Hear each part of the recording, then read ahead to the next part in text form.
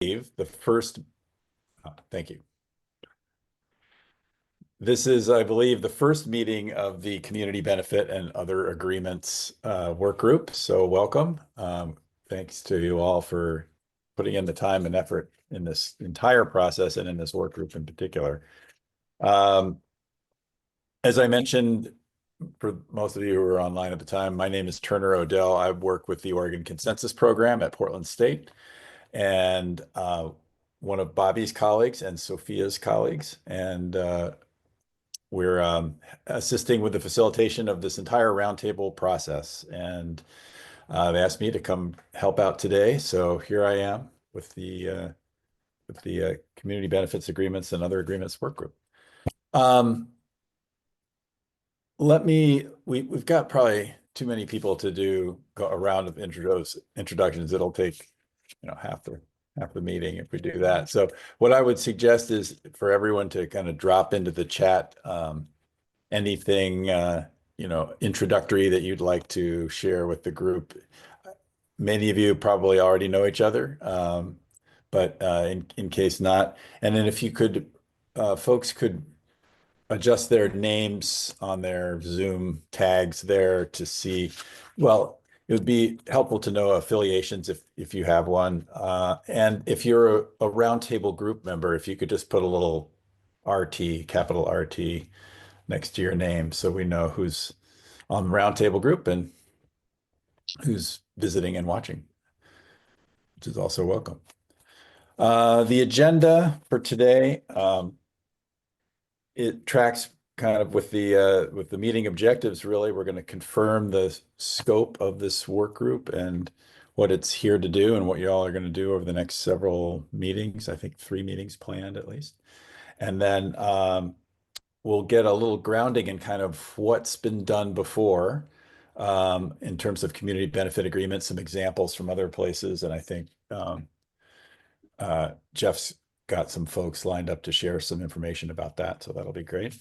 And then we'll do some discussion around kind of what the role is for the roadmap, and more particularly kind of what, several 2 or 3 contributions this group wants to make to that roundtable effort, and, kind of what you want to carry forth from this group at the end of the process. So and then we'll have a little time for public comment at the end.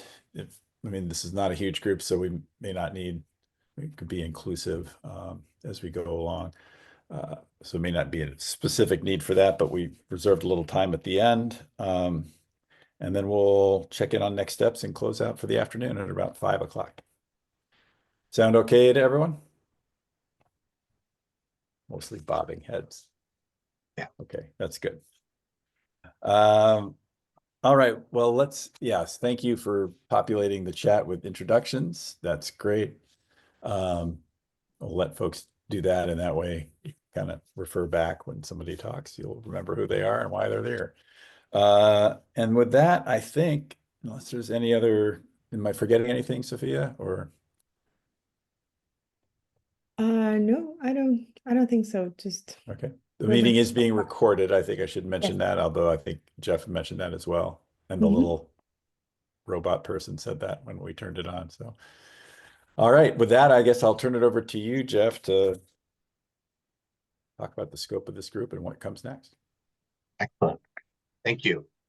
Yeah, good afternoon. Welcome, everybody. We have a good-sized group here today, so I'm hopeful for some good conversation, really focused around what is the role of the Offshore Wind Roadmap when it comes to describing the frameworks, the types of community benefit conversations that should happen at the state or in the state. What should the state's role be? How should these kinds of conversations coordinate?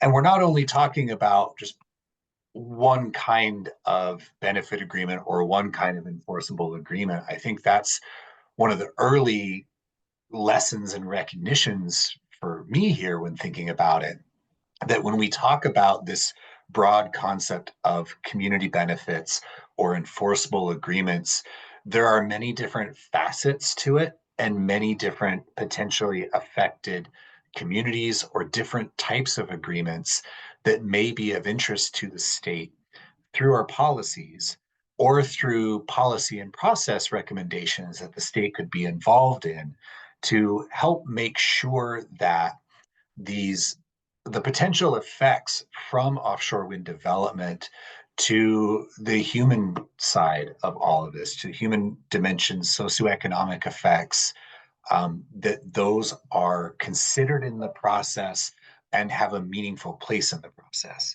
So what I'm hoping that we can talk about here in this group, again, is trying to really just understand the roadmap's lane. And in order to do that, I've asked for members of the the School of Public Policy program at OSU to give us a bit of a grounding in what they've seen as they've studied this question of community benefit agreements and what they've looked like, what kind of forms they've taken. So getting some grounding on that, and then opening it up to this group to help us kind of set some boundaries and structure for what might be in the roadmap. And I've got some prompts that can help us get there. So that's my starting goal for the day. Before we turn it over for some opening information, I guess I'd just like to check in with people who are here. And, as you're looking at our plan for the day, as you're looking at the charter that you should see on the screen here related to what we are here to do, is there anything missing, or is there anything that we need to make sure that we cover today?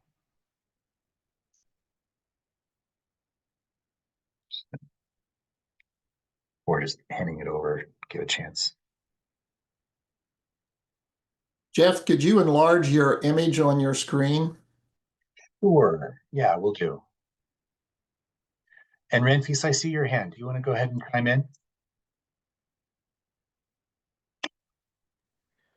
Oh, I don't hear anyone. Yeah, Where'd it go? I'll just chime in and just say, I think as we go through this discussion, I think an important theme and clarity will be just, what do we mean by community benefit agreements or legally enforceable agreements? I think the more I think that we're talking about the central, not to make this one thing, but like around community control, community management, or partnership, like I think that's more important. I think where we'll find, sensitivities will be like things around payments and benefits. And I think those are unfortunately the examples from them. But I think the more that we can look at examples outside of offshore wind, where we've seen communities, coalitions, government, private parties, private citizens looking for more around co-management, partnership, collaboration, enforceability. Like I think those are things that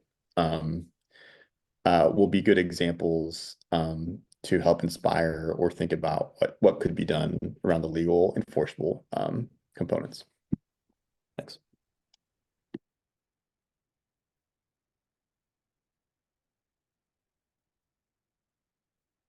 Great, thank you. I see Heather and then Mike have their hands up. Yeah, thanks.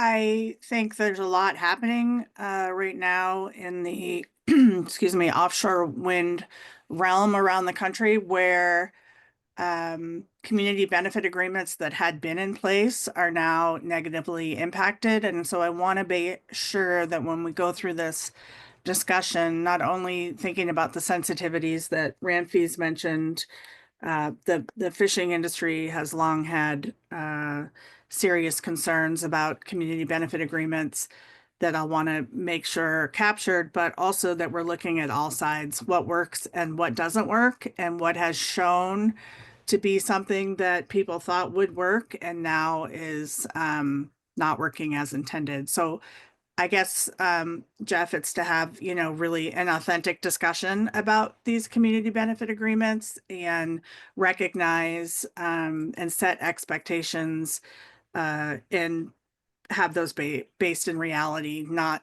just a wish list, would be really important for me, and why I agreed to participate in this particular subgroup. So thanks. Great, thanks, Heather. Mike? Yeah, I've been in this 7 years now, and started out learning it from the East Coast about what offshore wind and the rest of the stuff was all about. Not saying I'm an expert by any means, but the one thing that seems to be missing is that the CBAs as they're established now cover the losses that are taking place or will be taking place from fishermen. Actually, some of them are already taking place.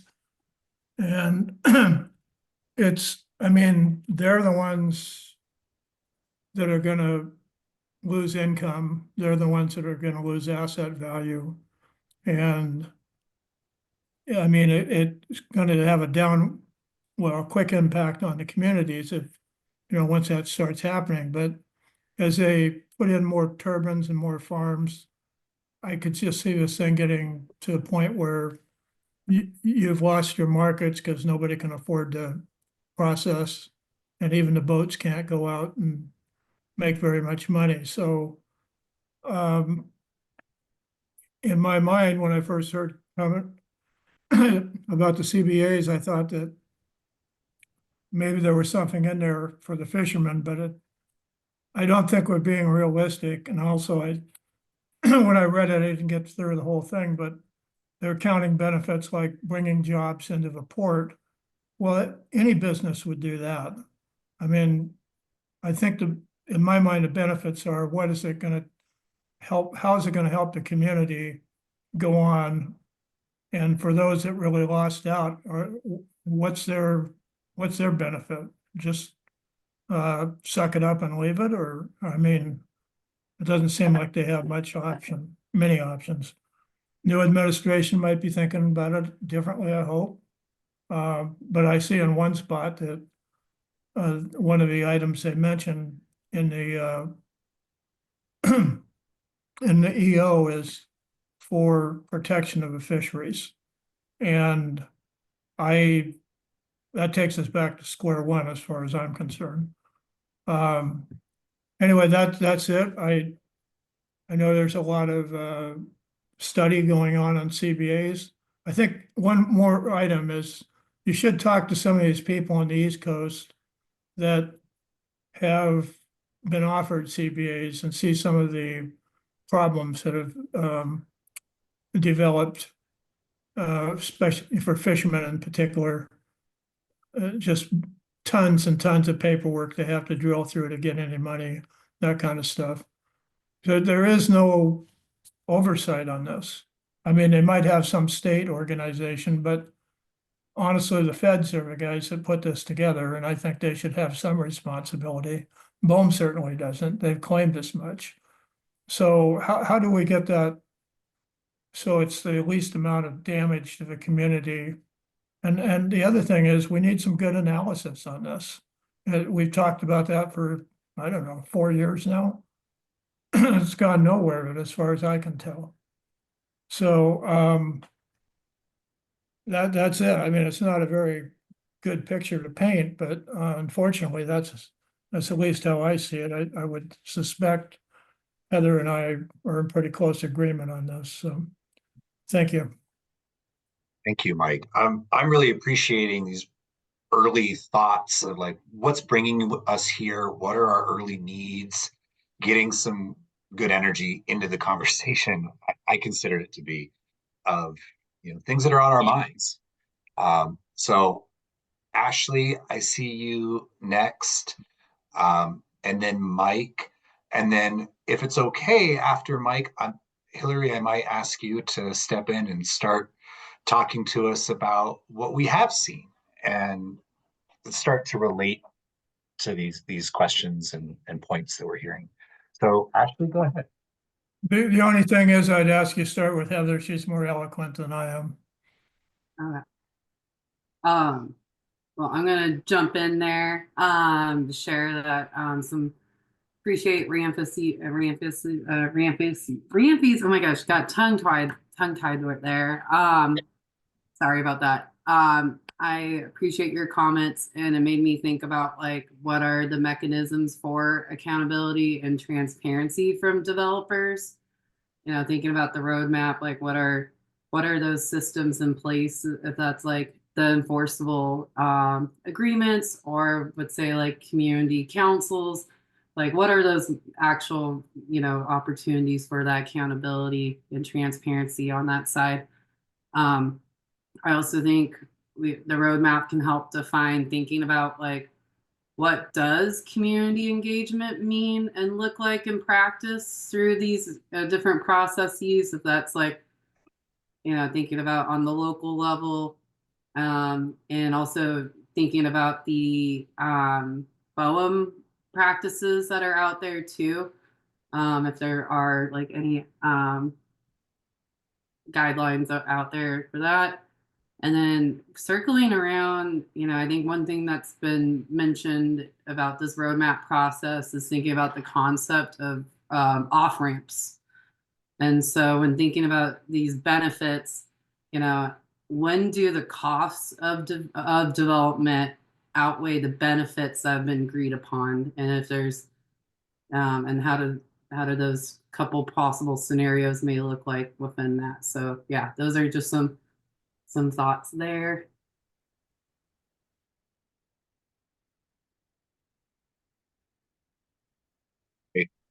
Thank you. Okay. Hillary, a tall order to start in responding to. How do you feel about giving us a? Oh, sorry, Mike. Go ahead.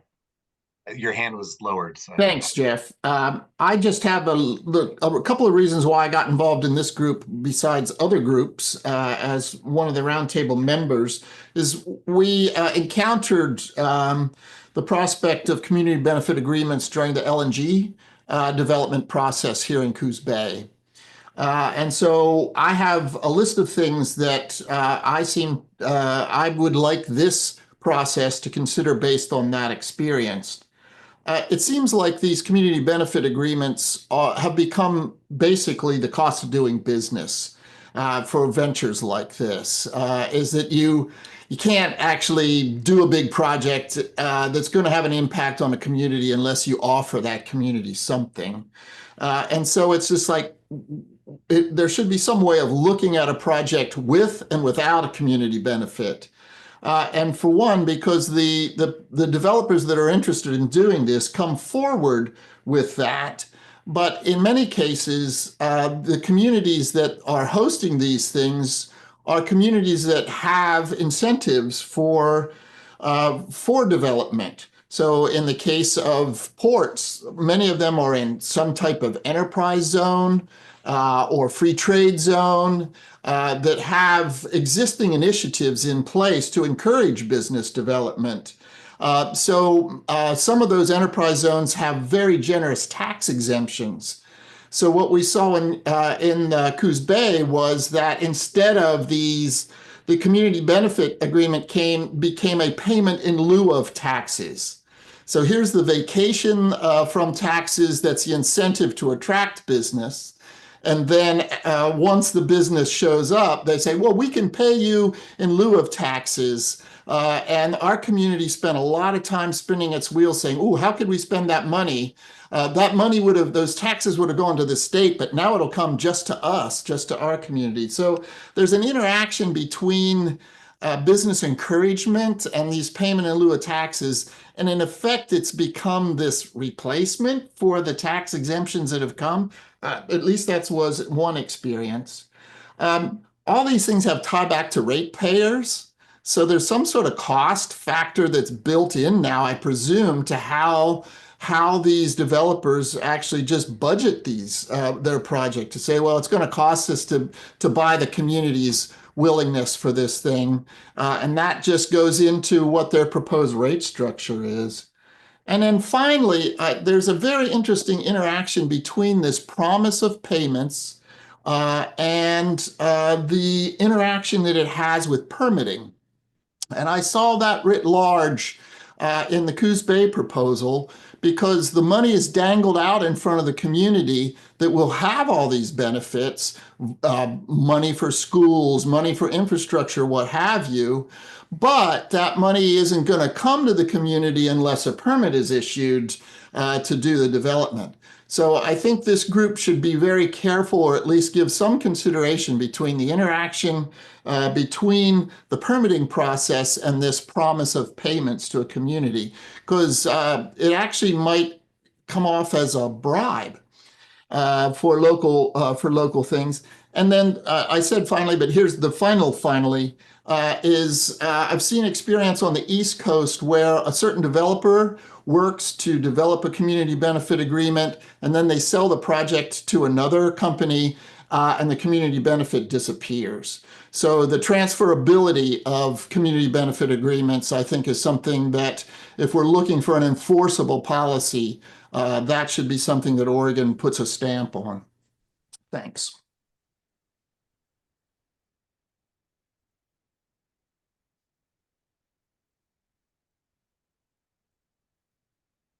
Thank you. And Scott, I see your hand. Thanks. Yeah, I think to me, part of the discussion needs to be at the beginning of, what are we talking about? I know a lot of folks are fixating on, community benefits agreements.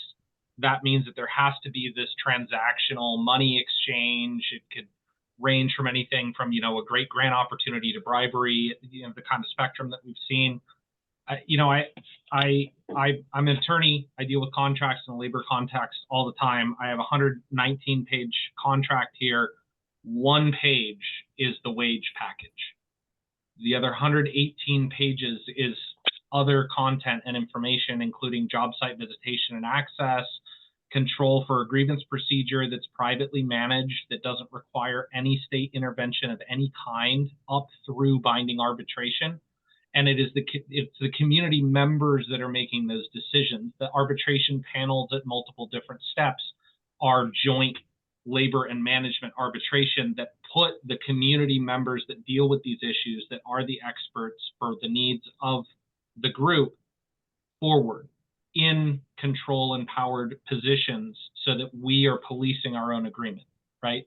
Both labor and management. So I think part of the question is sort of, what is the benefit?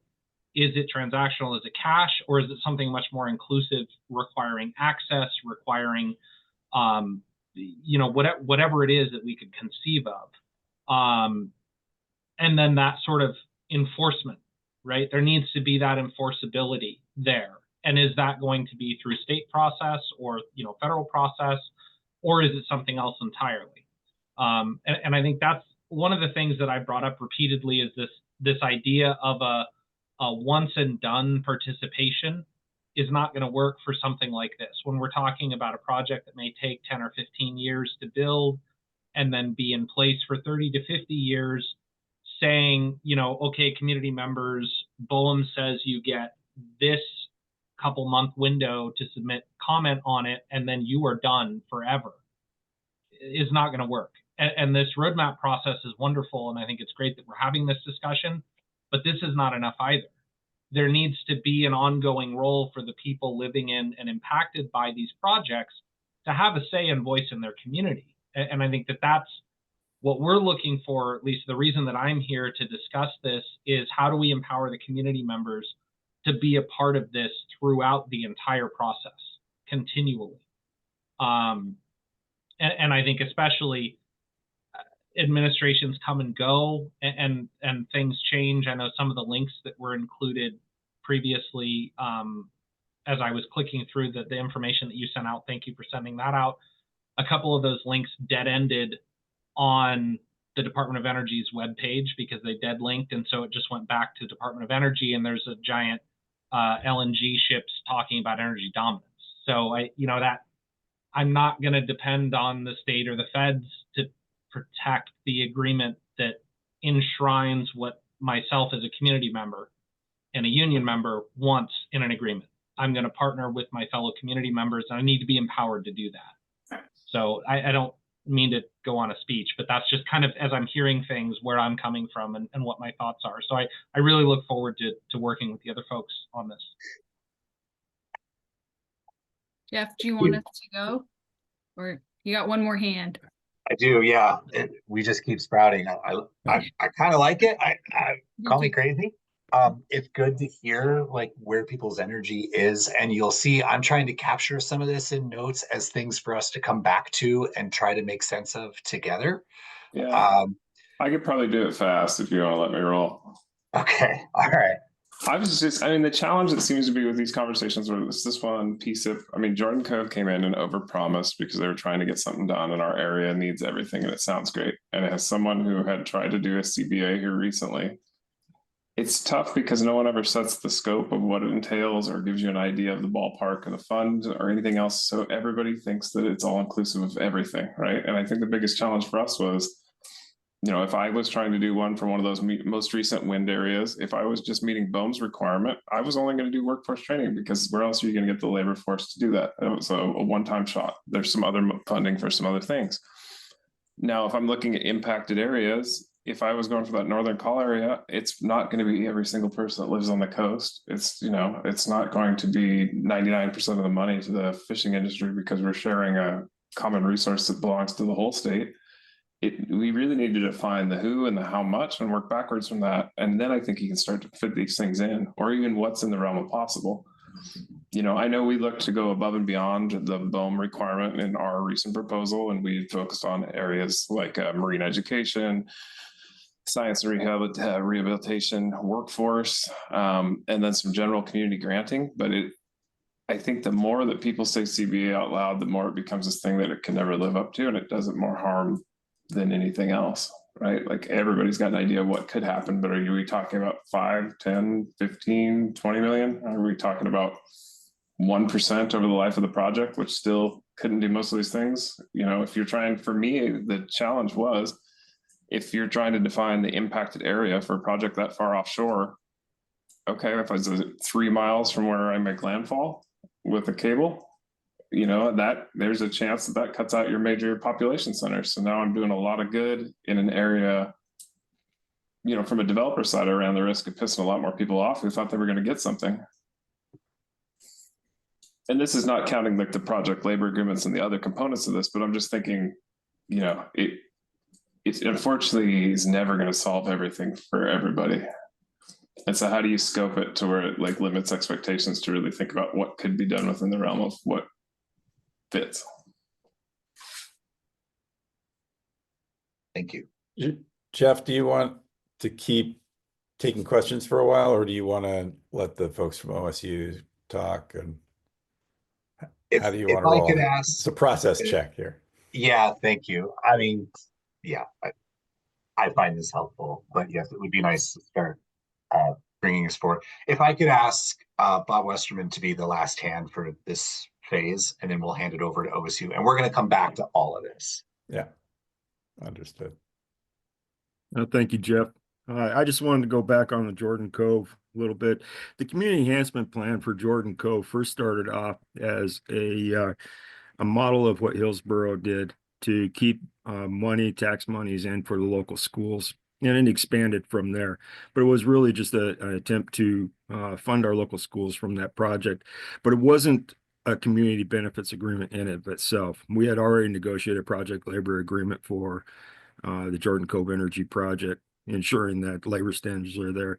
And the one thing I don't want to miss in any of this is that one of the greatest benefits from developments like this is the construction and employment of a local workforce to get it done.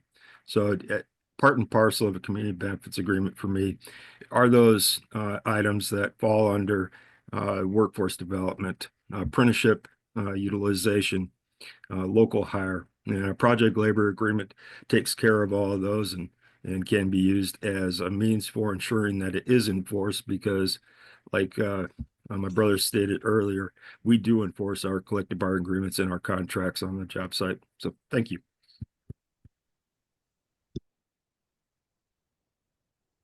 Hey, thank you. You ready for us now?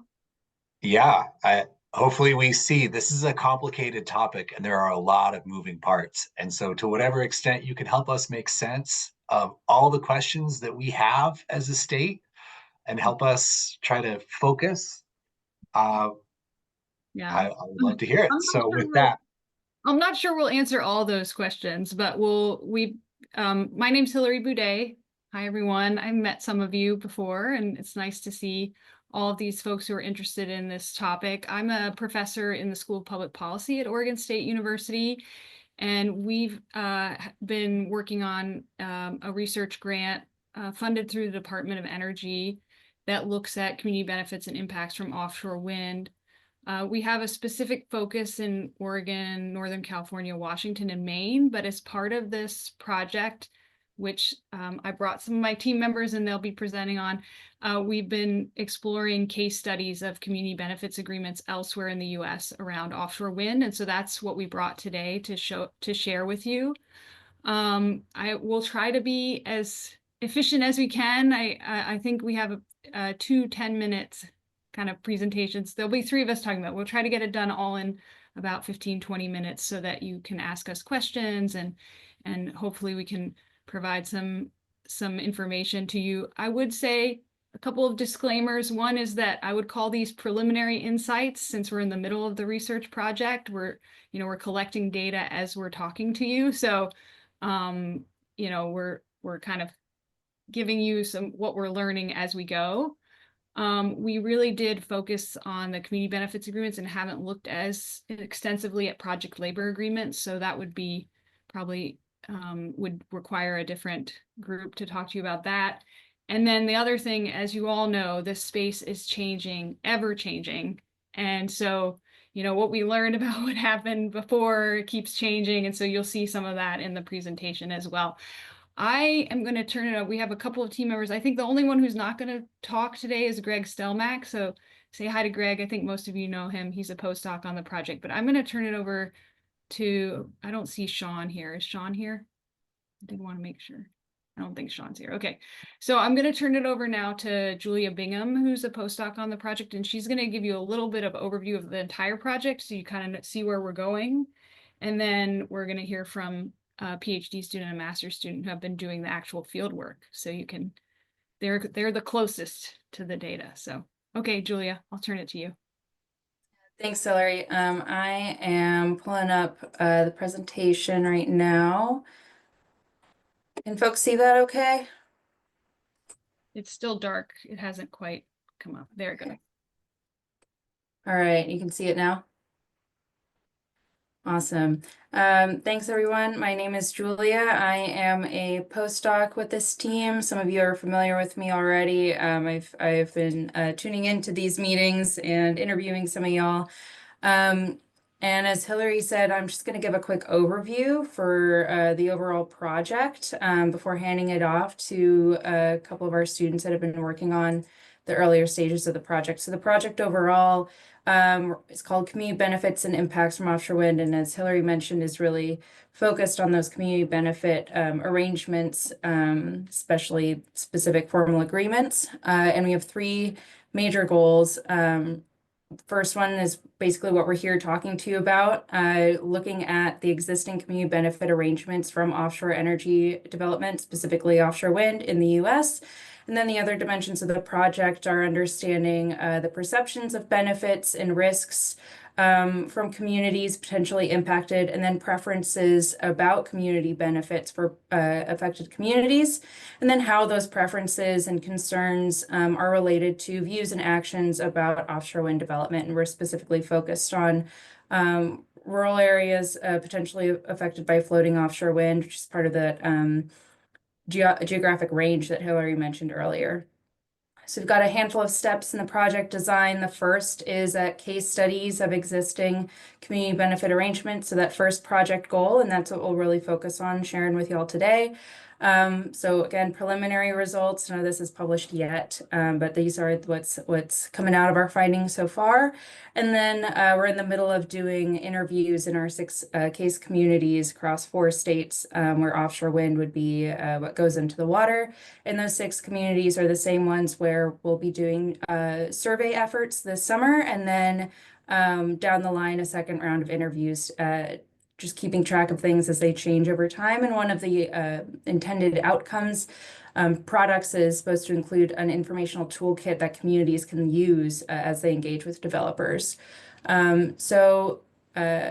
Tawfiq and Emily are the students who will be talking to you about this first stage, and they're going to go over content analysis of existing CBAs and interviews with community members that have engaged in those CBA negotiations. We also have collaborators at University of Delaware that have been interviewing those developers. So definitely let us know if you'd like us to connect with our collaborators and see if there's a good opportunity for them to share what they're learning too. I'm just highlighting the interview efforts since that's what's ongoing and probably the context through which some of y'all have been contacted by me. These are 6 locations in Oregon, California, Washington, and Maine.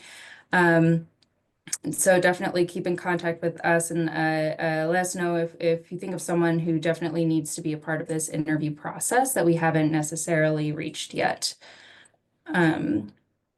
And before I hand it off, I just thought it might be useful to go over some broad themes that came out of a literature review that we did over the existing published literature available about community benefit agreements, mostly focusing on offshore wind and wind energy in the US, but drawing from other contexts, other countries and renewable energy industries where appropriate to kind of fill the gaps. And we kind of distilled that review down to 4 major themes of best practices or key principles for engaging in CBAs. That's community benefit agreements and similar formal agreements, host community agreements, and good neighbor agreements. As Hillary mentioned, that's not necessarily the exact same as a project labor agreement. There are some nuances there of legal definition. So this is a narrower lens, and it also doesn't include mechanisms like mitigation funds, that kind of thing. There's specific type of formal agreements, but understanding contextual specificities, early and long-term meaningful engagement that's real back and forth, appropriate treatment of the community as host, so engaging as is appropriate for how the community defines what good engagement looks like, and follow through, that's that connection to structures of accountability and enforcement. And so, those are big ideas, general concepts, but kind of guideposts for looking for best practices for CBAs. May be good to keep in mind as we move forward into the next set of presentations. This is our full team. We do have collaborators at multiple other universities to help us out with all this work, including the interview and survey efforts at other states. My email is there at the bottom. We'll have this slide come up with the names periodically as we transition each presentation. And now I'm going to hand it over to Tawfiq. And Tawfiq, you can just let me know when I got to hit next slide. Hi, Julia. Thank you for giving this wonderful, introduction of the project. So I'm going to go deep into the content analysis, which we have carried out with the legal documents available on the community benefit agreements. These community benefit agreements, which Julia has already mentioned, are named in different terms like host community agreements, good neighbor agreements, or even we incorporated the tribal benefit agreements. We considered including the project labor agreements and fishing mitigation and compensation fund agreements, which are now pretty common in the Rhode Island and Massachusetts. But due to the broad scope of those benefit agreements, we decided to stick with the community benefit agreements at this point. But we can certainly incorporate some of the features from there. So moving into the next slide. So the 30 gigawatts of offshore wind is projected for 2030. So there are certain community benefit agreements with the existing projects or the projects which just got permitting. So we have looked for different definitions of community benefit agreements, and a comprehensive definition has been provided by Columbia University, New York Sabin Center for Climate Change. So CBAs are basically legally binding contracts that takes place between the developers and the host municipalities and all local community groups. These local community groups can be non-profit organizations or faith-based organizations or different other organizations. And the agreements that are basically tailored to meet the specific needs of the host community and to address the specific impacts of a project. And these can come as a combination of monetary benefits and non-monetary benefits. And these combinations are pretty much common in Europe, in other literatures like Patrick Devine-Wright and Rudolph. So Bureau of Ocean Energy Management is incentivizing CBA in some locations, particularly in Rhode Island, Massachusetts, and California.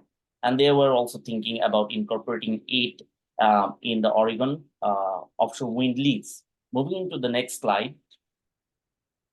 We present 3 research questions for these studies. How have communities been defined in the US CBS for offshore wind? How have benefits been defined? Particularly, we look into the factors like which are the monetary benefits and what are the non-monetary or less tangible benefits. And what is the level of deliberative communication? By deliberative communication, the term which has been coined by a researcher, Sarah Klein, and her colleagues, we mean repeated engagement between the developers, the local governments, and different community organizations, including the non-profit and third-party organizations, to make the benefit negotiations much more specific, so that funds go into different sectors. Moving into the next slide. As I've already mentioned that we have done a content analysis. This is a part of a comparative case analysis of 14 CBS, where we principally looked into the legal agreements. We corroborate it with website summaries from the different towns which signed these community benefit agreements with the developers and the non-profit organizations or the third parties who were part of those benefit agreements, directly or indirectly. We also looked into the BOEM leasing documents, public comments, meeting minutes, plan presentation reports from those websites, and local media coverage. Next slide, please. So here is the table of the different community benefit agreements, where you can see that we are presenting 14 different community benefit agreements. There is one community benefit agreement, which is with the Morro Bay for Castle Wind project. The project did not move forward, but that particular CBA had certain elements which were pretty interesting. So therefore, we thought that we can incorporate it in here. And we also decided to include the community benefit agreement, which is currently in the negotiation phase in Delaware with South Bethany, Bethany Beach, and other towns. Next slide, please. So from the content analysis, we found that there are 3 principal types of monetary benefits. One basically comes as a general payments, no specific payments, just direct and blanket funds. And then there are targeted payments going into different sectors, like for workforce development, for job creation, for supply chain development, or public infrastructure or local infrastructural development, including hospital, schools, senior centers, and funding which are going for like offshore marine terminal or offshore wind turbine staging activities, which will create local benefits for the local communities. And then it also incorporates the tax earnings, which includes the tax breaks, the payment in Leo taxes, and other types of property taxes.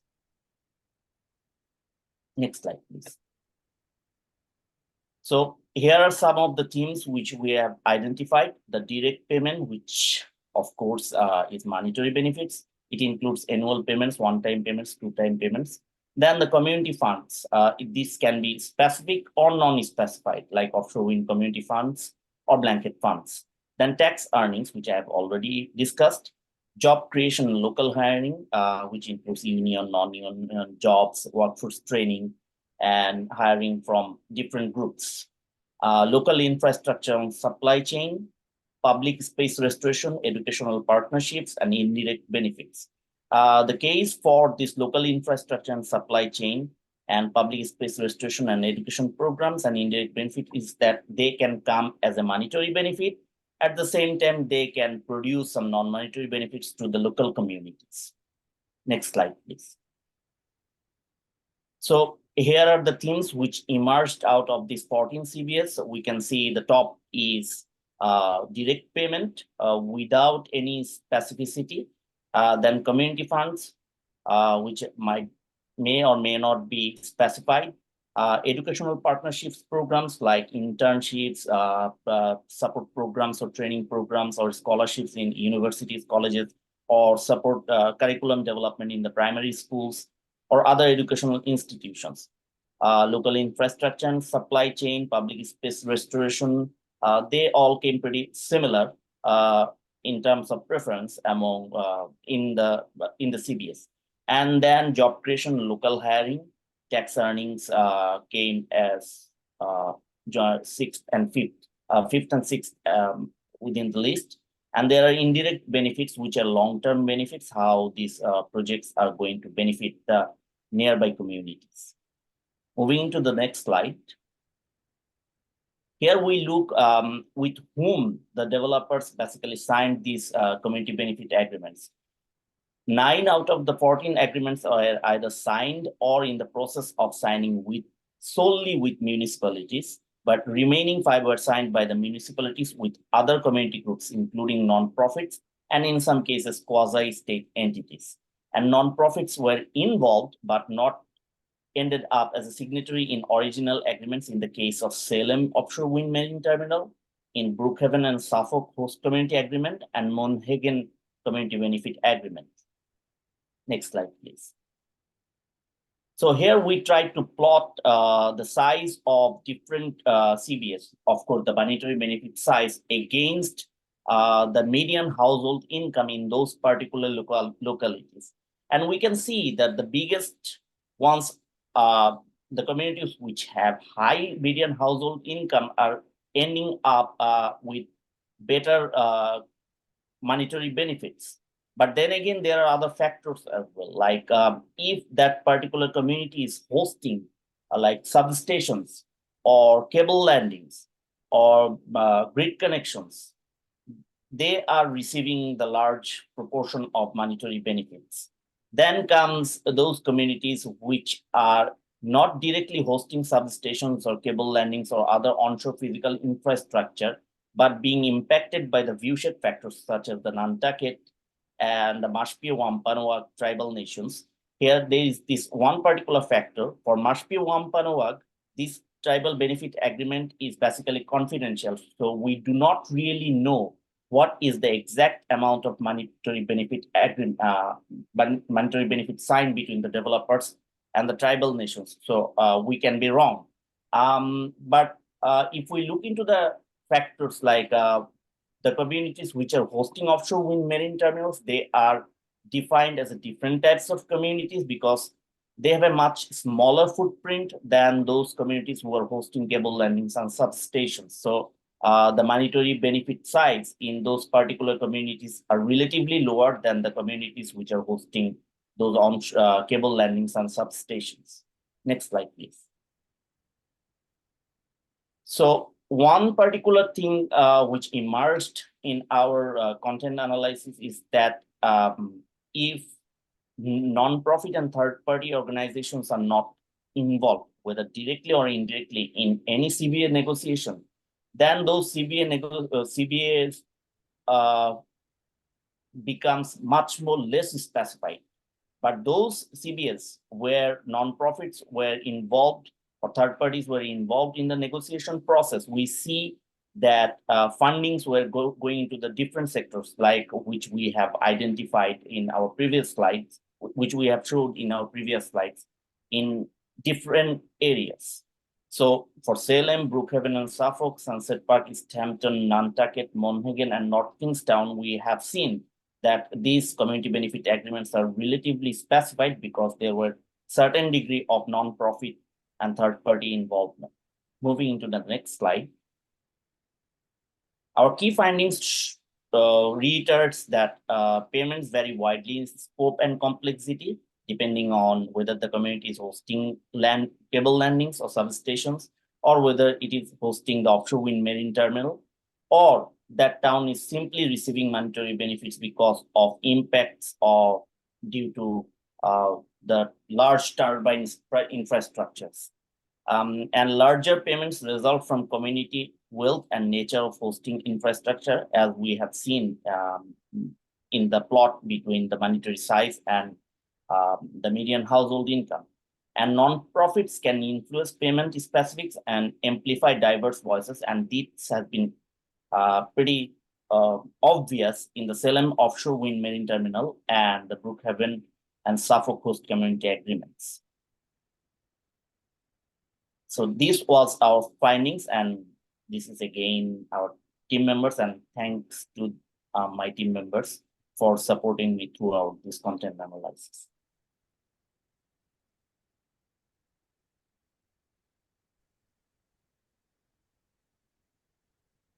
You want to move to Emily? Yeah. Go ahead, Emily.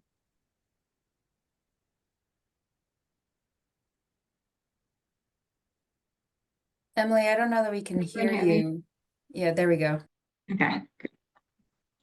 Sorry, I continue to have issues with my microphone. Hi, everyone. I'm Emily Miller. I'm a first-year MPP student at Oregon State. And next slide. Today, I'm going to share preliminary findings from 18 interviews. These interviews represent 13 different offshore wind projects and 14 distinct benefit agreements across 8 states in the US. Through these semi-structured interviews, we've gathered insights from community leaders and government officials on the existing community benefit agreements they were part of. Next slide. And so far, we've identified 6 themes that show up across these interviews, but for the sake of time today, I've selected the first 2 to focus on. For each theme, we've also begun to identify some sub-themes, and I've included some quotes that are relevant to be able to illustrate those. Additionally, we've been asking interviewees to reflect on the CBA process and provide any advice or lessons learned for those following in their path, and I've selected some of those to share with you today too. Next slide.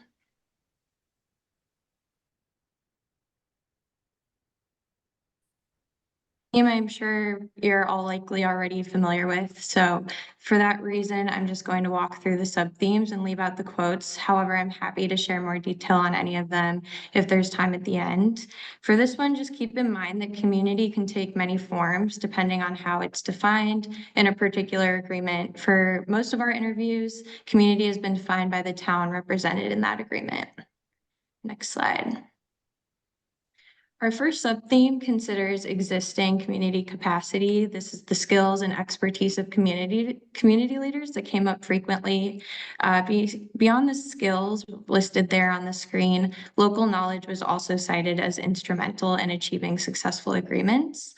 On the other side of that same coin, many small communities face limited staff capacity and resources, which can hinder their ability to fully and proactively engage in these negotiations. One interviewee illustrated this by describing offshore wind development as feeling like a, quote, big city problem.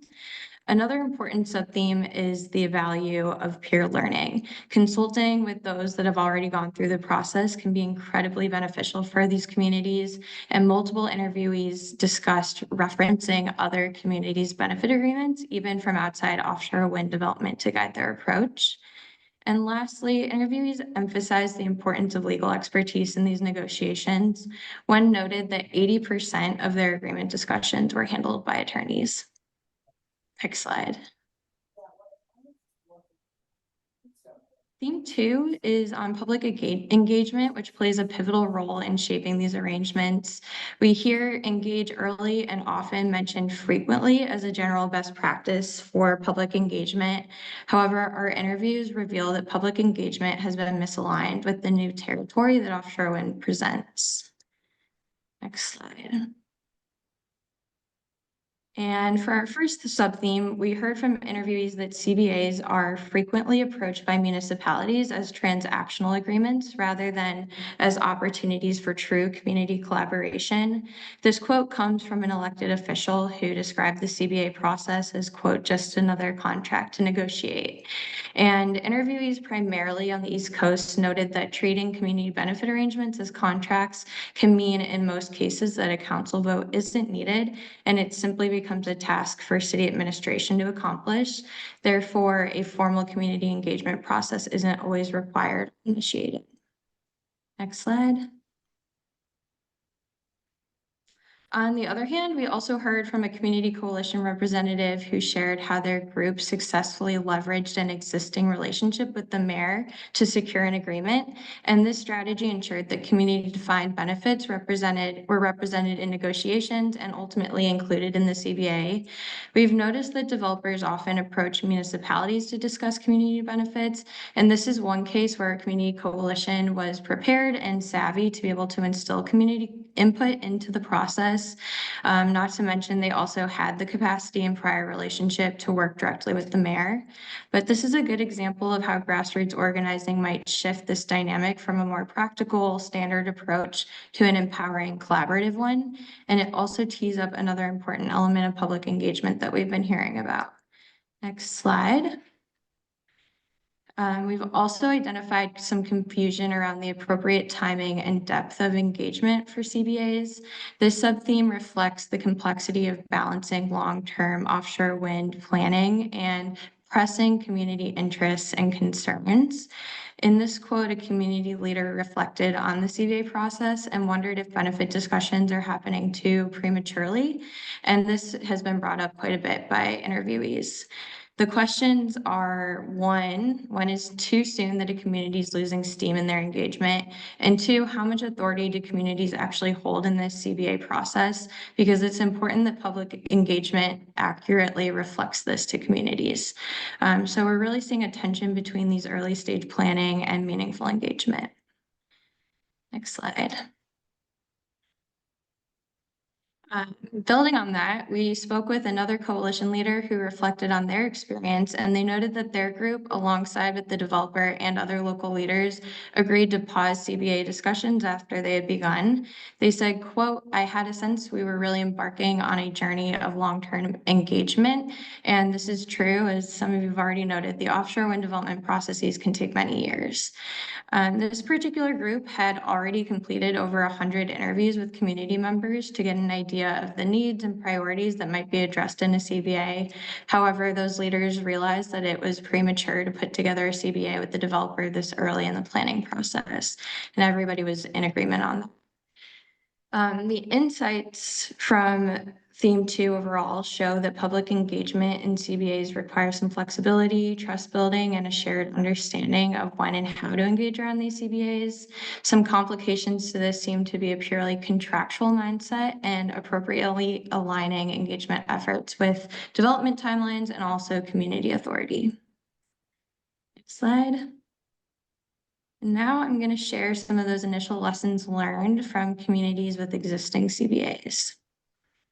Next slide. The first lesson is communities and municipalities are not one and the same.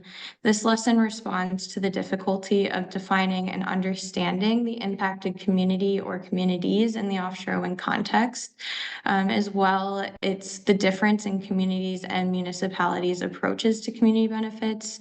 Again, referencing here is kind of this idea around municipalities sometimes taking more of a contractual mindset to CBAs. And this particular interviewee shared that they would have, quote, great conversations with elected and non-elected government officials, and the officials would respond that an idea was, quote, a slam dunk. And then that developing team would bring the idea to a town meeting and receive a completely different response. So more specifically, there's a lesson in figuring out the folks who not only have the political capital to be able to get things done, but the social capital as well. Next slide. This lesson is that communities need a local representative voice at the table, and it speaks to the importance of the involvement of community groups in these processes. An advisory committee is just one way to ensure community input is included in the process. This particular interviewee said that if they could do the process over again, an advisory committee would be a bigger part of what they advocated for. Next slide. This lesson is that the messenger matters. And in this case, the developers were really motivated to work with communities, but didn't know how to. They went to this group as a trusted grassroots organization to act as a quote, honest local broker of information exchange around offshore wind. And we've heard from other third-party groups that we interviewed that they are taking on a role of research and information dissemination within communities.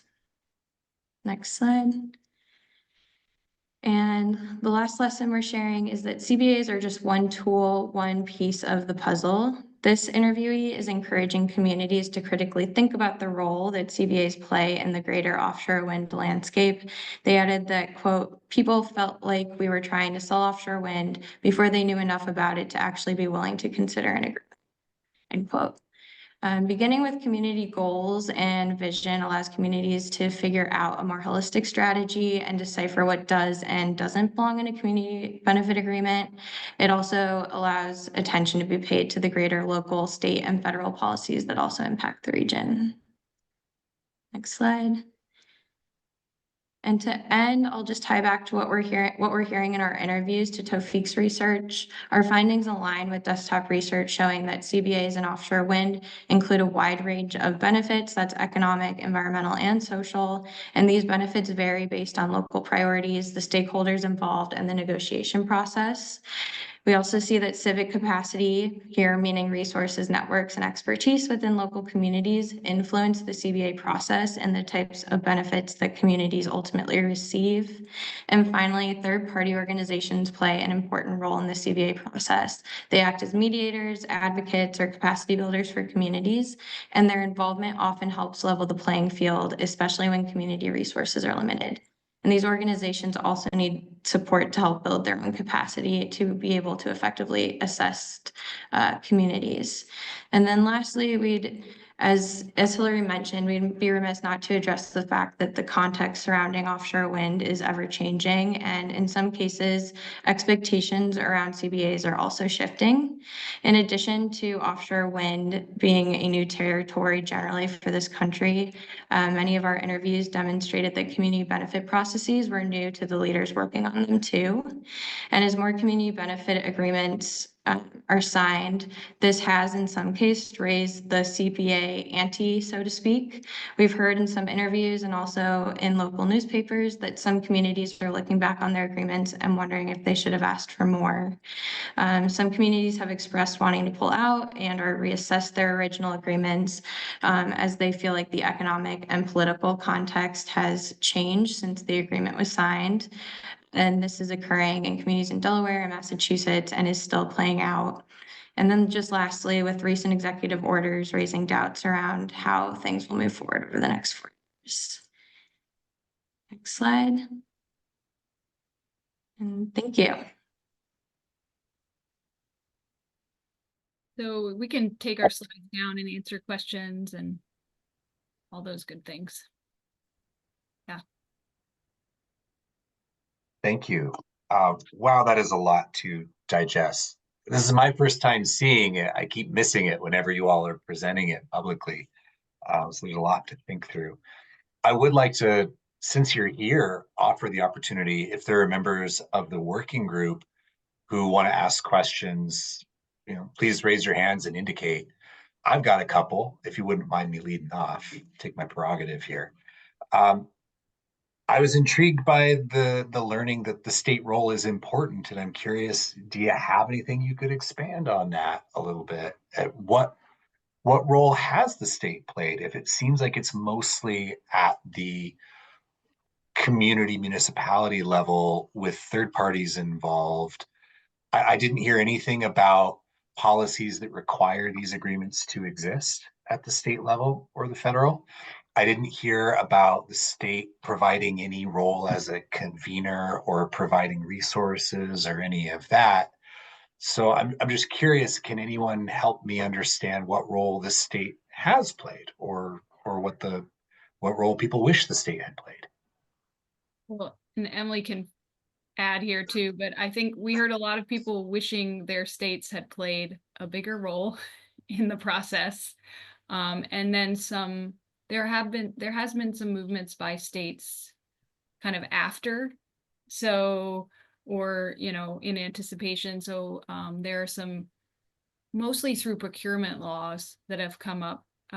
Through Maine has an example. I believe Delaware just recently passed one where they're in their procurement of energy sources, they're writing in reviews of community benefits processes and things like that. Emily, did you want to add anything there? We did hear quite a bit about wishing the states had played a larger role and communities feeling left a bit adrift on their own with these processes.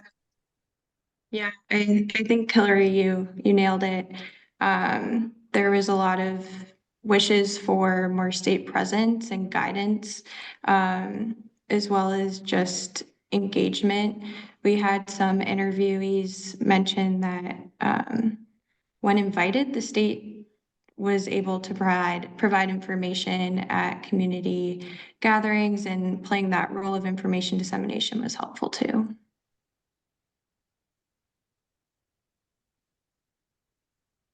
Does that answer your question, Jeff? Well, it's a start for sure. There's a lot to consider, and I guess that's part of what I hope this group and the roundtable through the roadmap can help identify is, since this is the state's roadmap, what can the state do and what should the state do if we're in a situation where these agreements are being sought and negotiated? I think there is a tension there between getting to, like, there's definitely in the literature a tension between how much you leave so that community context matters and can feed into the agreements versus how much you kind of prescribe from above too. Yeah, Remphis. Just more, I guess, an observation on this last point. It seems like it behooves us not to approach it from both ways, like, to get sort of a belts and suspenders approach, like ensuring you have state involvement and be the backstop for enforceability while community groups and advocates push for fleshing out the strongest components that they want to see in terms of what it looks like for community control or protections. Like, I can't speak for what labor needs. Like, labor, I think, is more well positioned for what to protect workers.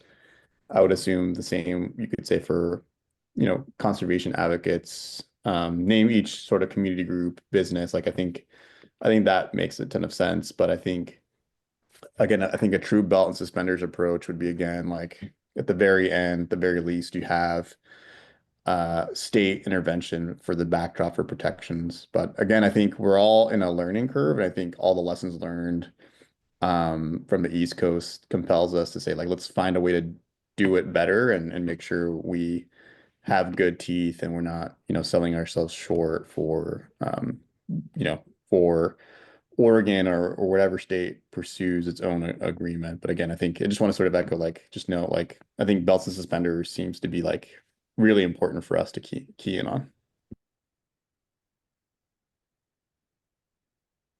Heather, you're next for me. Yeah, thanks, Hillary, and thanks to all of you for the presentation. I'm thinking about a comment I think Mr. Stevens made earlier, and then throughout this presentation. When you say community, it seems like in a lot of the interviews and what came out of the study or so far is that community is around maybe existing municipalities or geographic locations. And, I agree with what Kyle was saying earlier, that not everybody on the coast is going to be impacted by something, happening 14 miles offshore. But when we think about community, are there other ways that some of these other areas have identified community outside of municipalities? For example, the fishing industry as a community, or the union as a community that's going to be the ones that are building, like instead of place-based, have you come across in the work you've done other ways of identifying and defining what community means?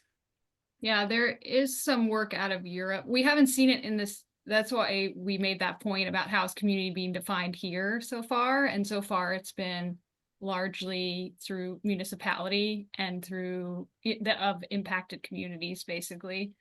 There are some other definitions out of Europe that you're speaking to, Heather, like around communities of interest. So that would bring in a broader group that's not geographically specific. And I don't know if there's, Julia, in the lit review, there were like 5 different definitions of community in one of the articles we read, but I think the most relevant for what you're talking about, Heather, is the communities of interest. Yeah. Julia or Tawfiq, I don't know if you want to, it's tugging on my memory now, but we can definitely interact. We can get it to you, Heather, in a different forum. That's really helpful. But really there are definitely different, I think that's an important point. There are different definitions of communities that could be used, and that has not been the case so far. Okay, thank you. So I can jump in. So out of this 14 CBS, what we have seen that 2 particular definitions out of the 5 which Hillary has mentioned stand out. And one is the impacted community or the affected communities. Of course, the communities which have been positively or negatively affected by the onshore physical infrastructures required for these offshore wind turbines.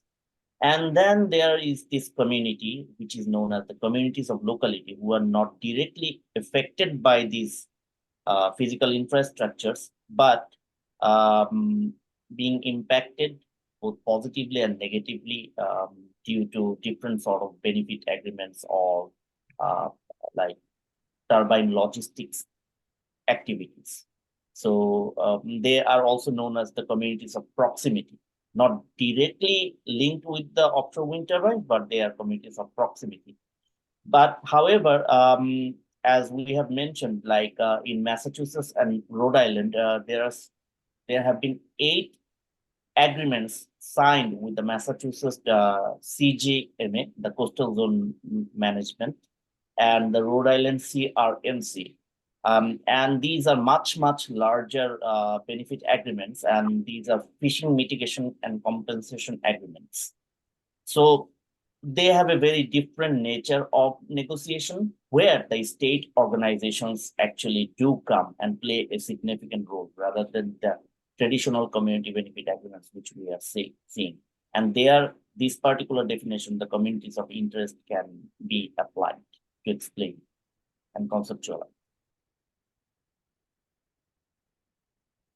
Could you say again, when you're talking about those state level agreements that exist, could you say again who that was with? So Ørsted, one of the biggest developer of offshore wind, for their Sunrise Wind, for their South Fork Wind, and for their Revolution Wind projects, they have signed this fishing mitigation and compensation fund agreements.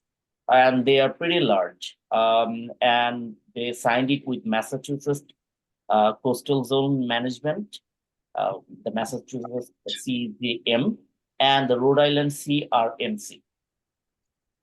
And they engaged with different community groups, brought them together, carried out public sessions, and then finally they signed those benefit agreements. Yeah, and so we didn't incorporate those because we've been more focused on kind of the community level, and those had a bigger reach into them. Yeah, Scott. I'm happy to go first, but I think Mike and Rick were before me. Oh, okay. In my you came up first, so Rick, do you want to go? Yeah, just obviously in who is the community, we need to include tribes there. Mm-hmm. Yeah, and that was one of our cases too, had a tribe, but the and then kind of 2 questions. My understanding is that there are only two community benefits with tribes. One's in California with a non-federally recognized tribe, and neither one of them has been publicly released to see the terms. Is that fair? Yeah, we did not, we've only included the Mashpee Wampanoag in our Yeah. review here, and yes, that was the asterisk on there was because we don't know the Yeah. full terms. Yeah. And then just a question, did you, I don't know what level of, looking at specific terms.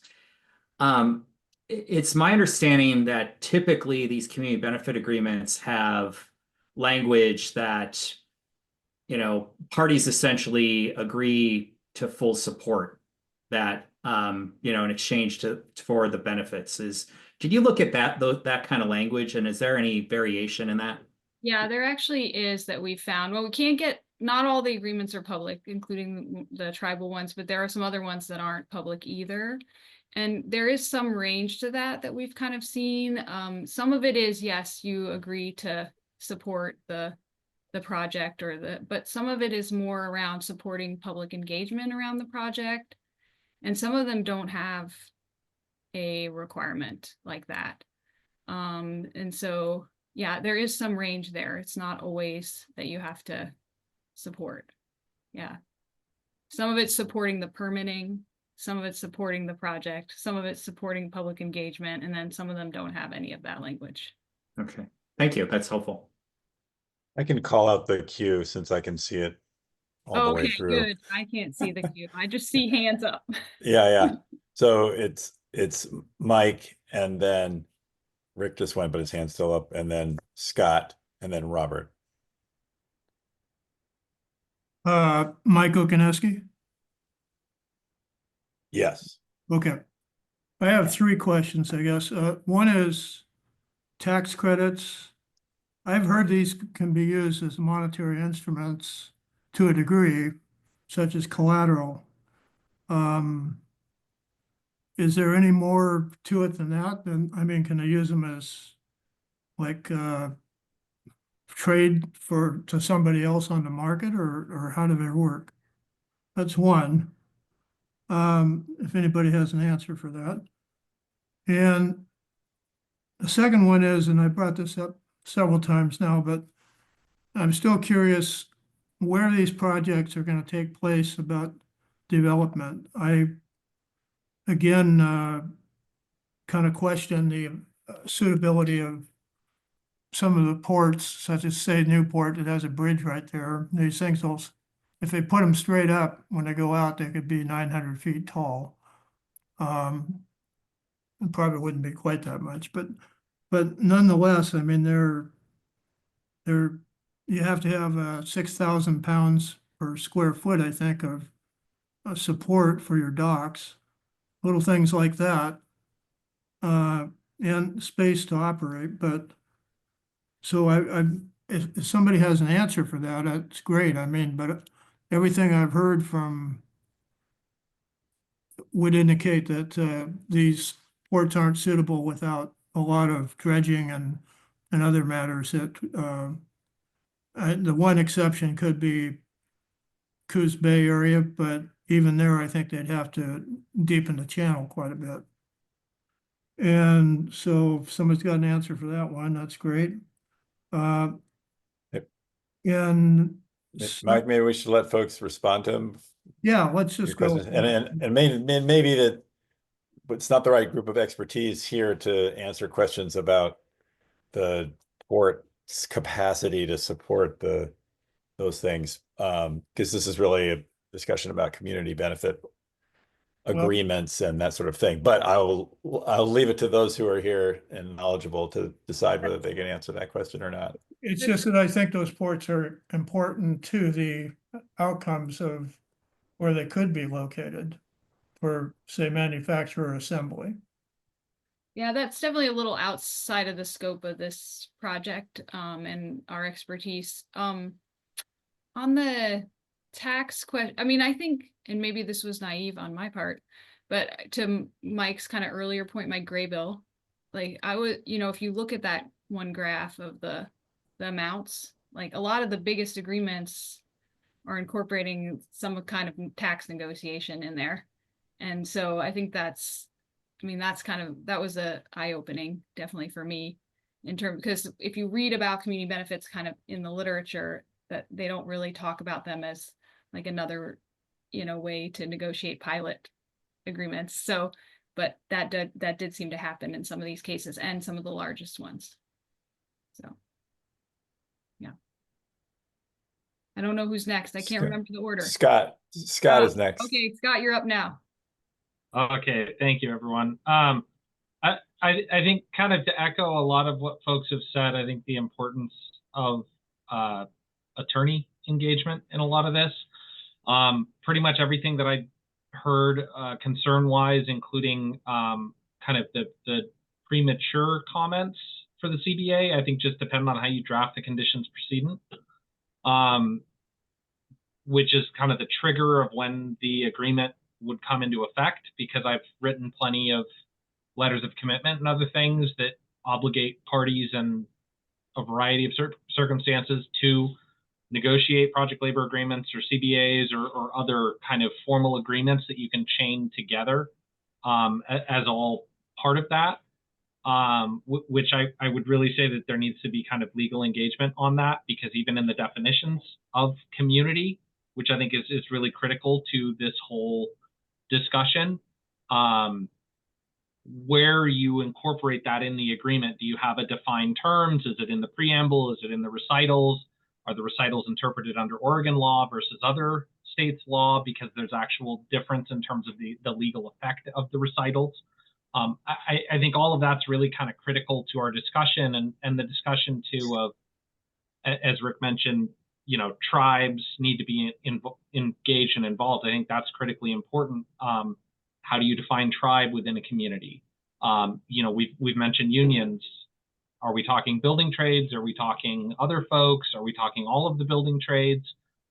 There's this really kind of influx problem. And I think part of it is when we try and put everything down in a hyper-specific sense and capture that all in one go in a non-expansive way that doesn't have this kind of ongoing element, that critically becomes a problem, because we're talking about signing an agreement that's going to cover generations that aren't even born yet.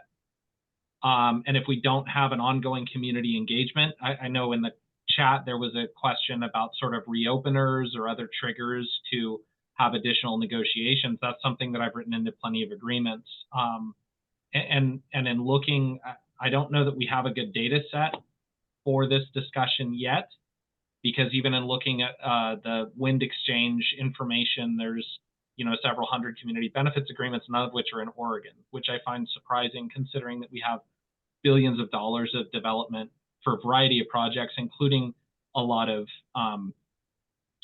renewable energy, not offshore wind, obviously, in the state, but no coverage of that. And we've seen in Multnomah County and some other places this idea of a kind of ongoing labor management and other community coalition to ensure that the benefits to the community, specifically in apprenticeship and workforce development, are met on an ongoing basis.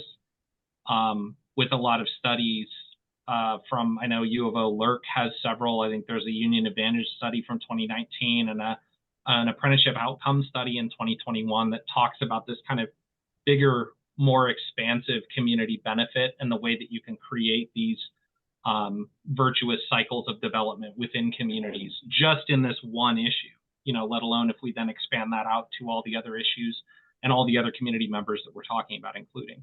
So that's, I know that's kind of scattershot of questions and ideas, but that was sort of what I was tracking as the discussion was, or as the presentation was going. So thank you. I would say, and Emily can correct me if I'm wrong, but I think legal expertise came up in almost every interview that we did. Is that correct? Do you know how that legal expertise was resourced and paid for in those processes where they had it? So some of it was like one of the cases, the Conservation Law Foundation took them on as a client in a way they normally wouldn't do.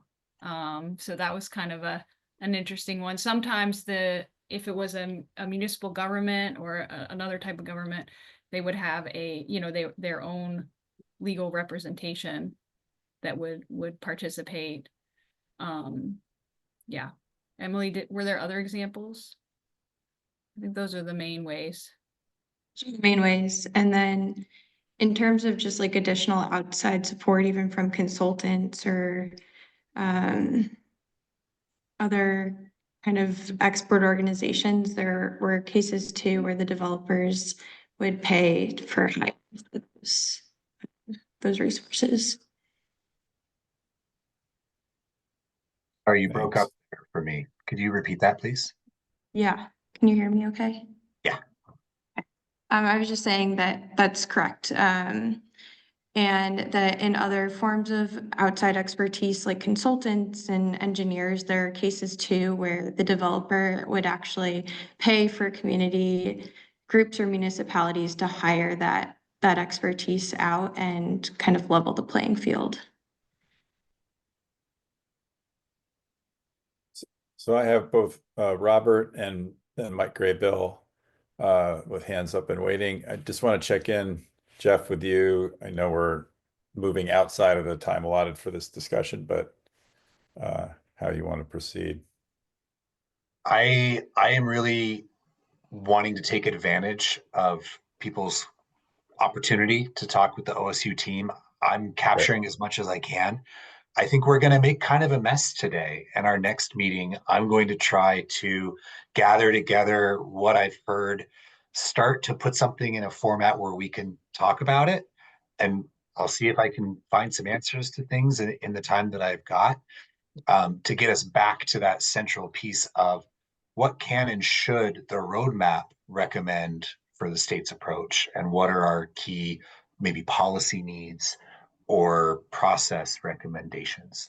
That really is what we're aiming for by the end of our third meeting together.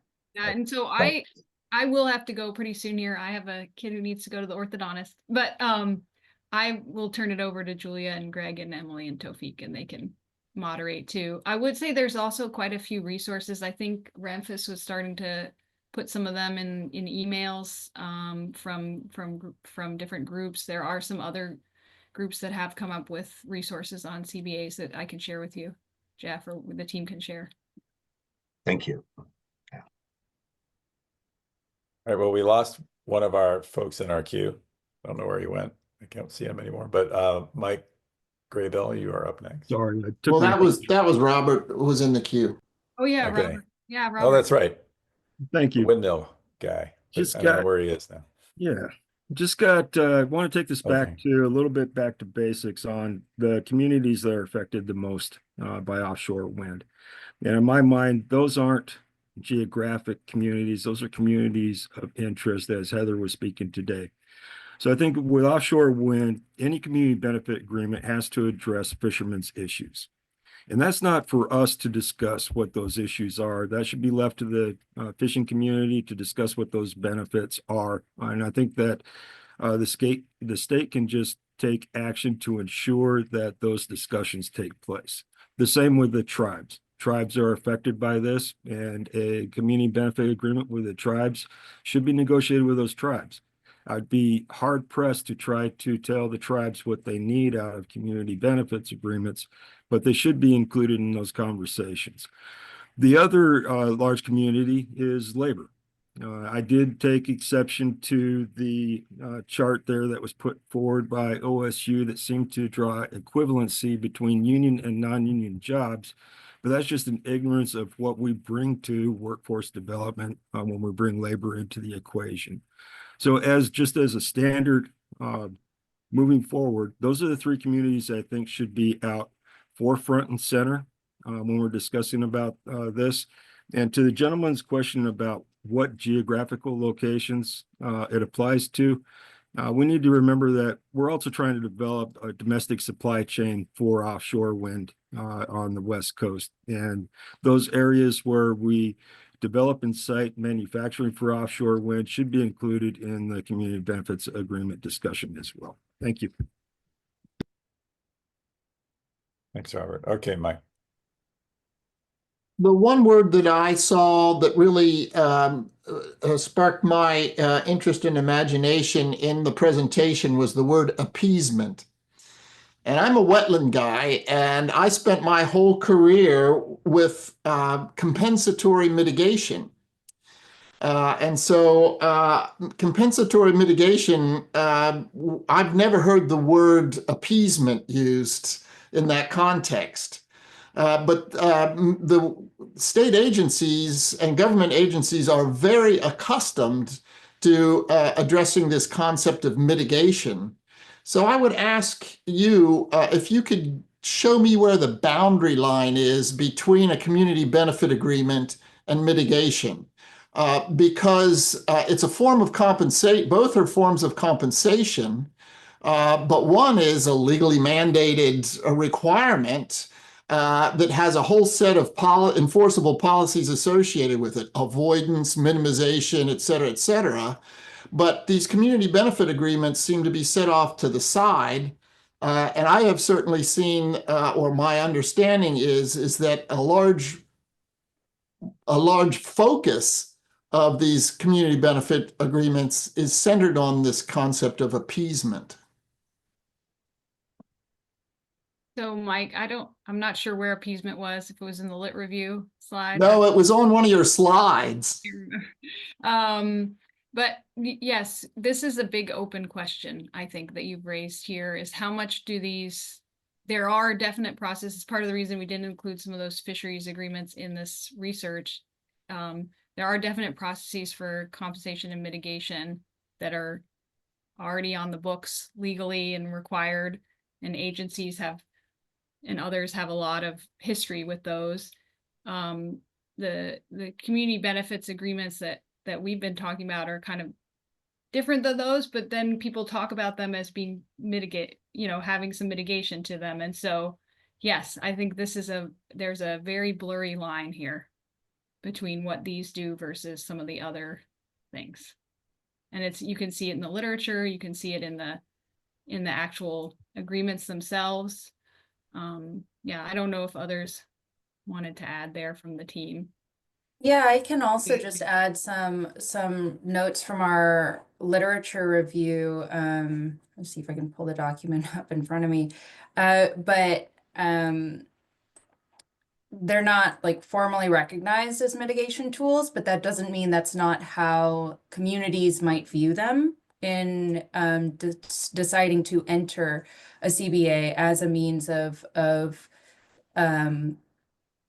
improving the trade-off that they're dealing with, right? So officially they are just meant to be a means of provisioning benefits, like ensuring or creating an agreement through which benefits come to a community. And that doesn't necessarily inherently mean it's meant to mitigate negative impacts. It may be a means of making sure benefits are more equitably distributed, that benefits that already exist are going to be targeted for specific groups, or that the capacity to create benefits that aren't the default, developing some of these community plans, that those are commitments that a developer makes, just utilizing the relationship that way.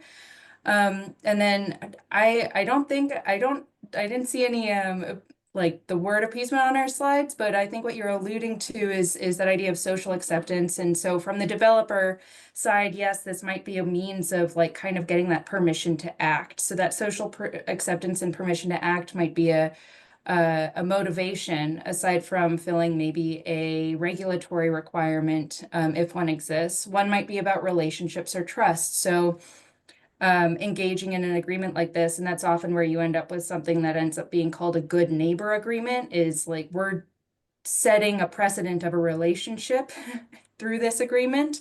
And that fair processes and outcomes is that other motivation, where it's just trying to make sure that distribution of potential benefits is done in a more fair way. And then that compensation and mitigation piece that you're talking about can be a motivation for getting involved from a community perspective, but from like a legal perspective or from the developer perspective, mitigation means something very different, and these aren't officially mitigation tools. Well, I just noticed there was some conversation about, I don't remember the term of art, but it was an agreement not to disagree. And that was a legally negotiated thing to say, if you sign this agreement, you can't be opposed to this thing. That strikes me as appeasement.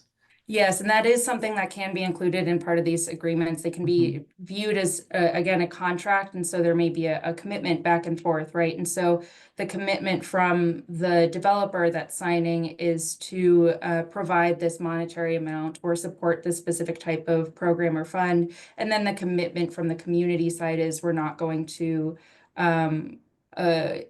get in the way of the project moving forward if those conditions are met. And so it's that mutual agreement. So yeah, that is where that like permission to act and social acceptance piece can come in. It's not a default requirement of a CBA. I'll add too, where appeasement showed up was a quote coming from an interviewee that was on the development side. And the reason they used that word was talking about that you're not just working with municipalities when you're working on these agreements, you're also working on social acceptance from the communities that those municipalities serve too. And that's, I think, where appeasement showed up in the slides. Thanks, OSU team. All right, I've got Ranfis with his hand up. Yeah, no, thank you for Bye. the. There you go. I'm going to say goodbye. Thank you. Okay. Thanks for having us. We're Thank happy to you. come back if you need us again to share things, and I'll turn it over to the rest of the team. Bye. Bye, Hillary. Thanks, Hillary. Yeah, I guess, I think, just in this conversation, what I'm at least taking away here is, these, legal agreements are at the very center of these agreements, whatever you call them, a community benefit agreement, a good neighbor agreement. They're essentially just a legal agreement. And I think they can look in many different ways or shapes or forms. And I think, Jeff, maybe I feel like the task here for this group is like, what are the important frameworks of an agreement that aim to achieve the things that would protect various different stakeholders? I think we've already highlighted a lot of important elements that would be important in developing a framework, which is both the terms of accountability, inclusiveness of key communities, which I think Robert Westerman and Heather both explains good examples of making sure there are key stakeholders that are not just geographically based. But I think those seem like, I think I'd just say like, it would be a good next step in not only just developing good frameworks, but just bringing in some folks with a legal capacity in mind too. Like, I think if there are any stumbling blocks, the other theme I'm hearing here is like, what are the stumbling blocks? It's like making sure there is good legal lens. That's my dog. Let me know. Our letter carrier's here. I'm gonna jump off here for a second.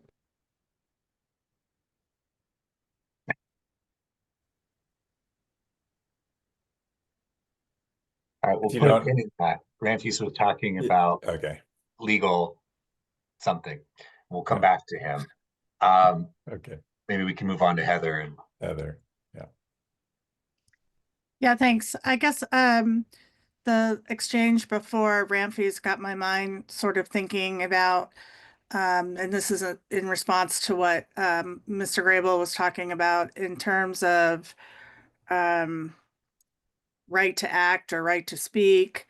And I wonder if one of the tenets of what we're looking at or could recommend is I would never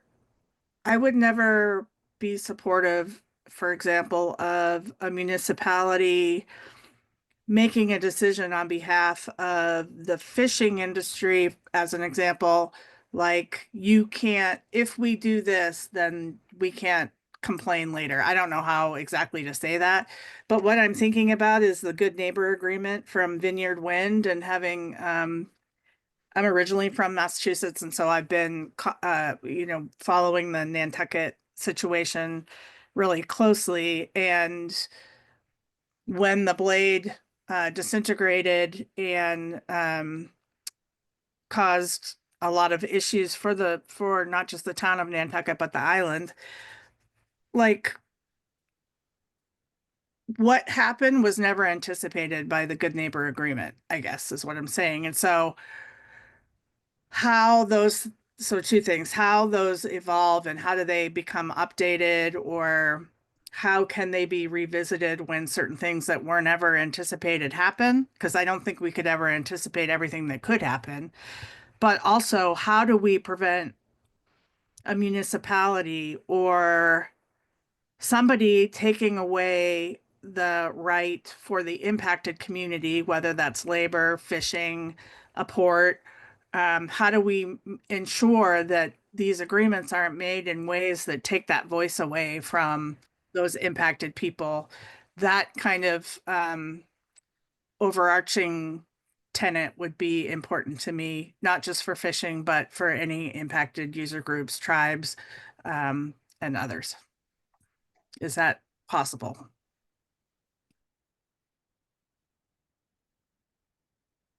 I don't know if anyone wants to respond to that. Yeah, If and I'm not, not necessarily expecting okay. an answer, but I wanted to sort of put a pin in that because Yeah, that is I like might, a deal breaker. I might prompt Tawfiq if he's still on the line to note from your work where there were situations where it was not just the municipality signing on and what some of those groups looked like. I know you went over that in the presentation, but it was a lot and pretty brief. So if any examples that you know of already. So in most of the cases, the municipalities were the dominant, signees. But there are certain cases like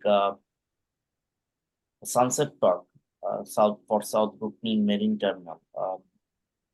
They created the Sunset Park Task Force, and they brought in the New York Economic Development Corporation, which is not really a municipality, but an autonomous non-profit public organizations who basically signed this negotiation with Crowley, the developer of that particular marine terminal. But rather than that, almost in all cases, it's the municipalities who ended up as the signee of the benefit agreements, or at least for these 14 benefit agreements. And that's really helpful, Julia, to have Tawfiq have added that. I guess part of what I sort of think about, and maybe this is the old BOEM model and things are going to be different. I don't know under a new administration, but BOEM and to some extent, some developers have had a pattern of going into communities and sort of dividing and conquering. And I can see how, that could become pretty divisive. And so I think in Oregon, one of the things that brings us all together is doing things the Oregon way. I know some people don't agree with that, but I think most of us that are part of this process are willing to let everybody to the table and make sure everybody's concerns are understood. And I just would not like to see a community benefit agreement come in where that sort of divides us and creates a situation too where oh, you need a new gym in Reedsport. I'm just throwing that out. I have no idea. We'll give you that if you agree as a municipality, you won't speak out about what we're doing on offshore wind or under the development plan. And that completely eliminates potentially, a bunch of different impacted stakeholder groups. And I would hate to see something like that happen. Thanks. Hey, thank you. Turner, I don't have a way to raise my hand, weirdly, as the host, but I do have a question that's based on something that Heather just said. Okay. And can I just check in quickly? Do we need to do public input comment at 4:45 sharp, or we've been pretty inclusive of anybody who wanted to be part of the conversation? Yeah, we haven't put any restrictions here on this conversation. I've wanted it to be open. Can I just ask the question, is there anybody on the call here today who would like to make a public comment who has not been able to speak up so far? And if so, please indicate it in chat or raise your hand anew just right now.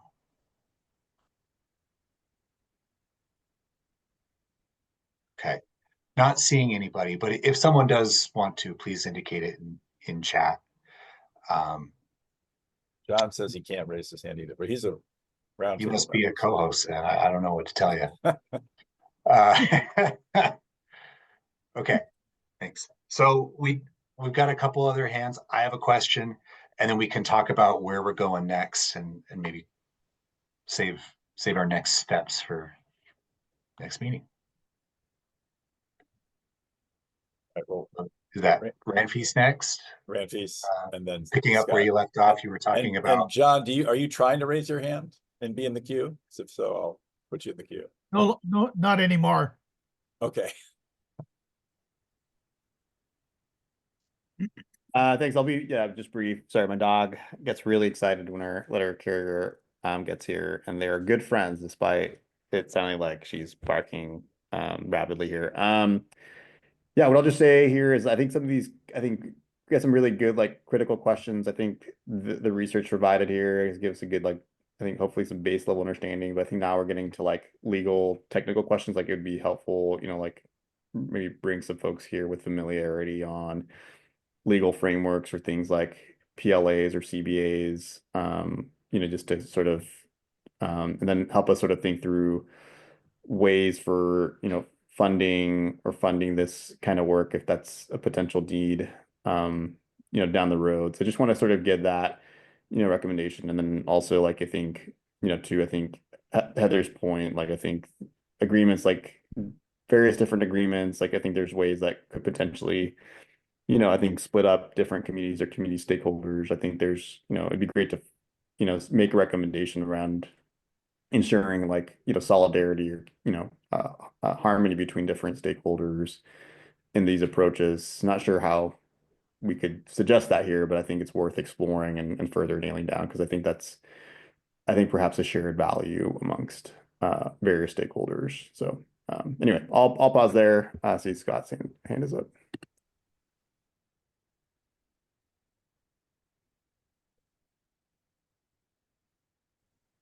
Letting the note taker finish filling things in. I've had to take minutes on these things, and it's difficult. Yeah, I think just to echo a lot of the concerns that folks have had about it, the identification of community and what that means, and the broadness of that scope, and what a community benefits agreement is. Do you silo sort of sub communities or communities of interest, including certain geographical groups? With that siloing within the agreement, you have, articles or chapters or something of this book of community benefits or library of community benefits, depending on how expansive we want to be regarding the project. Part of the importance of consent is the consent to opt out or to say no, right? So, and the ability to withdraw that consent at some point when additional information is discovered. And so the times at which within that kind of siloing, does any one community have sort of a veto power? Is it a specific minority group? So 3 out of the block of 10 can veto something moving forward, or trigger a reopener, or what is that process? These are all things that can be incorporated in the agreement, and things that are. I mean, we have dozens of pages regarding overtime language in our labor agreement that we have, and then we have an opt-out that says that also overtime is optional. So despite covering every theoretically possible time when an individual could work, I can't make that decision for each individual member within my 2,300 member union, and I'm not going to make that decision for their family. I'll say, if you want to, these are the conditions under which we can protect it and support you. But you can also opt out and say, I can't work overtime. I don't have childcare coverage. Sorry. And that's something that is easily structured within an agreement to make sure that community members that have sort of rolling needs, or as new issues, there's new research that comes out, there's new information, or there's new communities too that develop. Perhaps there's some explosive growth and there's all of these new folks that weren't involved in this process. Or as has been mentioned, engagement for concerns with nature, whether that's conservation or getting far out on a limb for some folks, application of sapience to different species. Some deep sea dolphin is discovered to be deserving of more legal protections. That may be a community member at some point. There are mechanisms that we can build into the agreement to make sure that all of every conceivable outcome is planned for with triggered reopeners or whatever else we want. It's just getting the drafting right. And I think that matters for the legal expertise when we talk about future generations, when we talk about more expansive and inclusive understanding of communities of interest geographically or identified otherwise. That's all something that can be built into the agreement. And that's one of the reasons why you're empowering those community members to not have that isolated process. So I think just making sure that we have a kind of broad mindset of that and what is really possible. I can draft a contract to do just about anything that we want. And I'm not Mr. Be-all, end-all attorney. So I know that there's a lot of folks even in this room that are smarter than I am that can do that, and definitely, even within the great state of Oregon, that are more capable a drafter than I am. And I can already see that there's opportunity here for addressing virtually all of the concerns that have been addressed. So excitement for that process and opportunity, and being mindful of, affirmation of something's important, but also denial of it is as well. Not to go back to Jean-Paul Sartre and my philosophy undergrad, but, the freedom of saying no is an important thing as well. Thanks, Scott. Yeah, Jeff. And then I see Ashley's got it. Yeah, I did have a question for the OSU team. Was I right in noticing that there was only ever one agreement per project? Or were there cases where there were multiple agreements that came from a single project? In other words, like, it's this lump versus split, right? Did everyone band together and make one agreement, or might there have been more than one? And I'll say that what I've seen talking with colleagues on the East Coast is that the fishing agreements tend to be their own thing. And the reason for that is that states already have enforceable policies requiring mitigation of effects to fisheries users. And using federal consistency, states can use that as a way to get those specific types of agreements. But the community benefit agreements are a bit more nebulous. They're, as far as I can tell, are not enforceable policies in any state that are requiring them, other than what I'm hearing today about maybe through the procurement side, there might be some ways to require it. But that we don't, to my knowledge, anywhere in the country have a policy that, as Mike Graybill suggested, you must mitigate for effects to human beings that result from a project being around, and that could then be a driver requiring these agreements. I don't know that those exist. That kind of opens the Pandora's box, though, where if you require it for offshore wind, what don't you require it for? So leave that for another day. Long way to ask, have you seen agreements, multiple agreements for one project? I mean, that'll be a question for Tawfiq, who knows so many of these projects like the back of his hand. But before, I just wanted to echo what you were noting, that like part of why there weren't necessarily fishing groups involved in those East Coast CBAs is that there are those state requirements, those state policies and existing methods for fishery-specific agreements or mitigation funds and fisheries funds that are state managed. So there are other avenues, kind of like how mitigation funds can take other avenues, and that you do bring up some interesting possibilities that the state could consider as far as trying to figure out what the role of the state is. I know that there were several of those agreements where more than one town or more than one municipality was part of an agreement. And I think situations where there were more than one agreement in process, but Tawfiq, you need to give us the accurate details if there are multiple agreements for one project, because I'm blanking off the top of my head for that. The answer is yes. Even in this presentation, I have shown that there are at least 3 agreements which was signed with 3 different communities from one particular project, and that is the Vineyard Wind 1 project. So the first one is the host community agreement, which has been signed with the town of Barnstable. The second one is signed with Nantucket, the Good Neighbor Agreement. And the third one is the Mashpee Wampanoag Tribal Benefit Agreements. And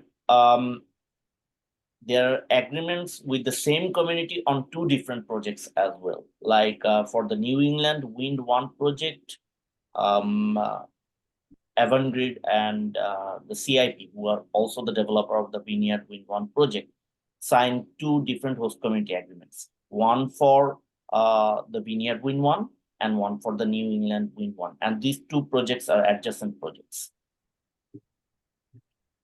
Thank you. Thanks. And just note, we've got a couple other hands up on the screen. Ashley, I haven't heard from for a while, so yeah, curious. We do have about 5 minutes left. I want to respect people's ability to end your day. So before we get to the last questions, I'll just say, for those of you who are part of the working group, I sent out a scheduling poll link. Please take a moment to fill out when times might work for you to schedule meetings 2 and 3 so we can continue these conversations. And just so you know, I've been taking these really rough notes on the screen. I'm going to try to consolidate them into something that can be a good guide for our conversation at our next meeting to dig into some of these things and try to turn them into potential recommendations. So just getting that out of the way, and now can open the rest of the time. Okay, so do you need any further time to close out, or is that your closeout? That was basically my closeout. Okay, that's what I was just. All right, well, we've got Ashley, you've got your hand up, and then we only have about 4 minutes left. Mike, you might want to consider dropping your question or comment into the chat in case we run out of time and people have to bail. I'll try to make this quick. Just wanted to note, as adding on to the conversation about community of interest or affected community, to for us to also think about, like, how do we uplift communities that normally don't get to have a seat at the table at a lot of these discussions.